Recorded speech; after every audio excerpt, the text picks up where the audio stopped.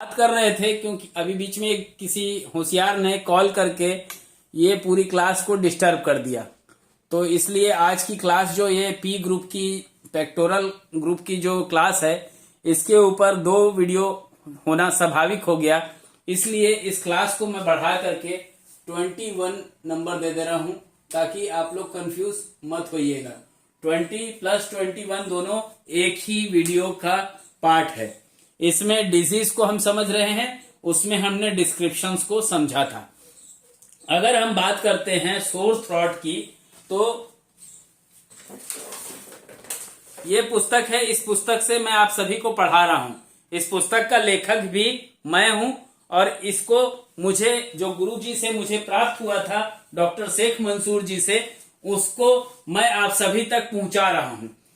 आने वाले समय में हो सकता है कि नारायण हर्बल स्पैजरिक पब्लिकेशन के द्वारा पुस्तकों का प्रसार या प्रचार के तौर पे लिखना मैं बंद कर दूं। क्यों?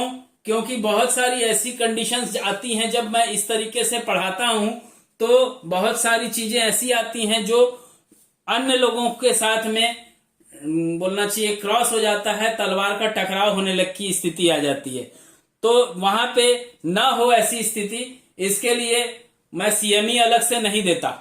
अगर कई लोगों का था कहना कि सर आप आइए हमारे शहर में, हम 10-20 लोग इकट्ठा हो जाएंगे, 5-5 हजार, 2-2 हजार, 3-3 हजार आपको दे देंगे और आप हमको सिखा दीजिएगा।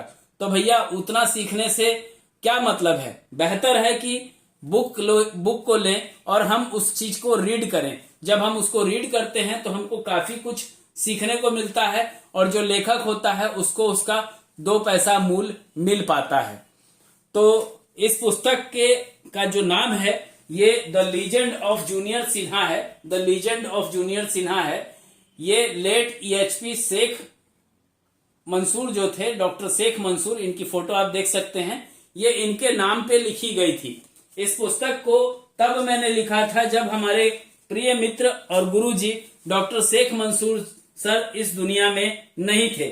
12/6/2020 को इनका निधन हुआ था और इन्हीं के पूरी गाइडलाइन के आधार पे जो मैंने सीखा था, और इसके अलावा मैं 14 लोगों के द्वारा और भी लोगों के द्वारा मैंने जो सीखा, उन सभी को कंपाइल करके एक पुस्तक का निर्माण किया था, the legend of junior Sinha.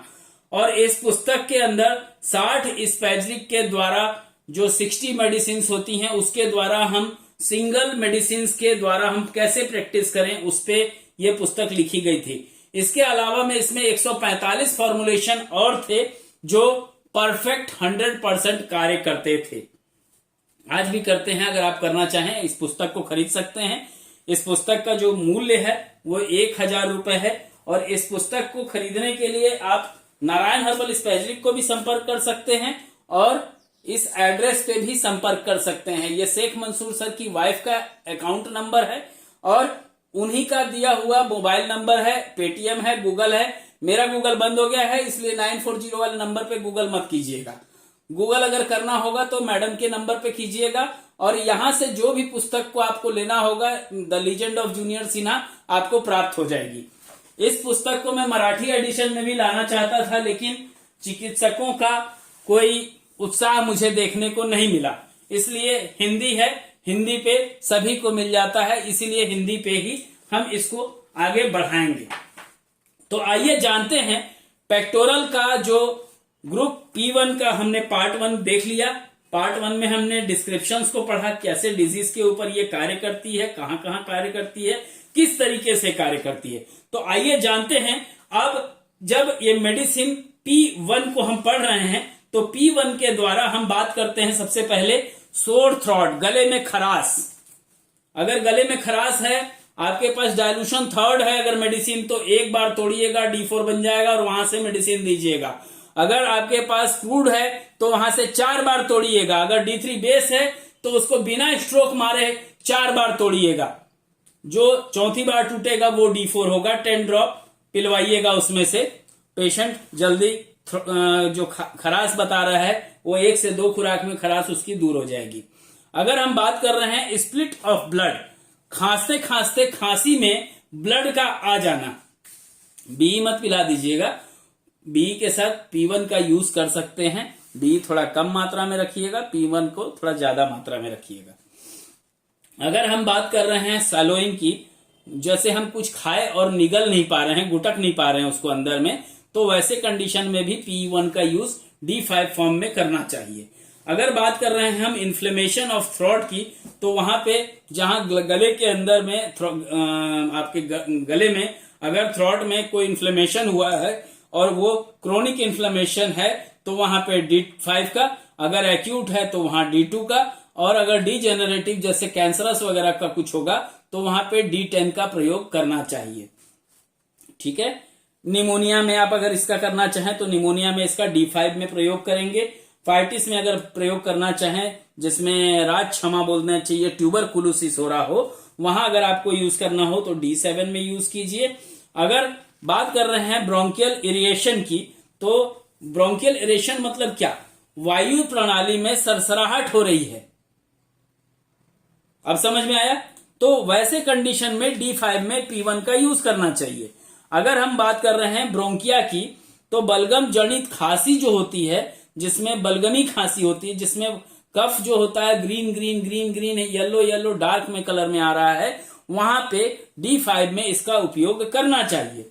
अगर हम बात कर रहे हैं अस्थमेटिक पेन की, जहां पेशेंट को अस्थमा है और चेस्ट में दमा के कारण पेन आ रहा हो, तो वहां पे भी P1 का उपयोग D5 फॉर्म में करना चाहिए।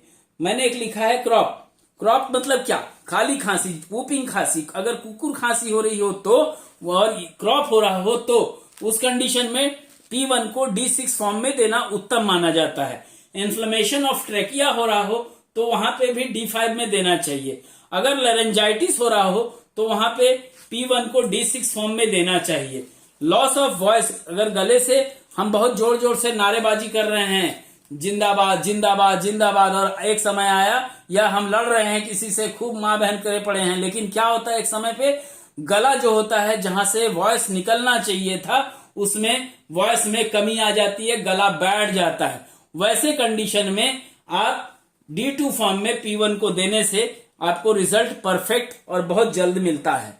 अगर किसी को कोरेक्सा हुआ है, दैट मीन्स किसी व्यक्ति को जुकाम हुआ है, एक्यूट फॉर्म में जुकाम हो या क्रोनिक फॉर्म में हो, तो वहां पे D5 का प्रयोग करना चाहिए। अगर इन्फ्लेमेशन है टॉन्सिल के अंदर, तो वहां पे भी D5 का प्रयोग करना चाहिए। अगर नर्वस सिस्टम के अंदर हम बात कर रहे हैं, नर्वस कफ है, तो वहां पे D5 का प्रयोग करना चाहिए। प्लूरल इन्फ्यूजन हो, जिसमें प्लूरिसी भी कहा जाता है, अगर किसी को प्लूरिसी हुआ हो या प्लूरल के अंदर इन्फ्यूजन हुआ हो, पानी अगर भर रहा हो, वहां पे पानी ड्रॉप आ रहा हो, ज्यादातर ये किडनी फेलियर के केसेस में, लंग्स के कैंसर में, लंग्स के ट्यूबरकुलोसिस में, निमोनिया में देखने को मिलता है। तो ऐसी कंडीशन में इस मेडिसिन को P1 को D6 फॉर्म में देना चाहिए। अगर हम बात कर रहे हैं पल्मोनरी ट्यूबरकुलोसिस की, तो P1 को D7 फॉर्म में देना चाहिए। उसका जो डोज होगा वो 4 ड्रॉप से ज्यादा ना हो, 5 ड्रॉप तक दे सकते हैं, 5 ड्रॉप से ज्यादा ना हो, ये ध्यान में रखिएगा। इन्फ्लुएंजा, अगर किसी को हुआ है इन्फ्लुएंजा का मतलब होता है जर्निक जुकाम। अगर किसी को हुआ है तो वहां पे P1 को स्ट्रॉन्ग लेकिन न्यूट्रल डोज में एक्यूट फॉर्म में D2 में देना चाहिए। D2 में देंगे तो क्या देंगे? 10 ड्रॉप QID देंगे। अगर हम बात कर रहे हैं खांसी जो है, वो बलगम जो है वो सूख गया है और उसको हमको निकालना है, तो अगर एक्यूट फॉर्म में होगा तो वहां पे हमको मेडिसिन D3 में देना होगा। लेकिन अगर वही क्रोनिक होगा तो हमको D6 में देना होगा, और अगर वही डिजेनरेटिव होगा तो मैक्सिमम D8 तक जाया जाएगा, उस D8 के बाद नहीं जाएंगे इस कंडीशन में। बाकी अगर कोई अन्य कंडीशन है तो मेरी मेडिसिन को आप D10 तक तोड़ सकते हैं। तो आज हमने जाना P1 पेक्टोरलिस ग्रुप के बारे में, उसका डिस्क्रिप्शंस के बारे में, उनका उपयोग कहां होता है, उसका नेचर ऑफ वर्क क्या है, किस तरीके से वो कार्य करती है, और हम आज जाने कि डिफरेंट प्रकार के डायल्यूशंस के द्वारा हम कैसे कौन कौन से रोग को स्टार्ट कर सकते हैं ठीक करने के लिए P1 मेडिसिन के द्वारा। तो इस क्लास को मैं आज विराम देना चाहूंगा।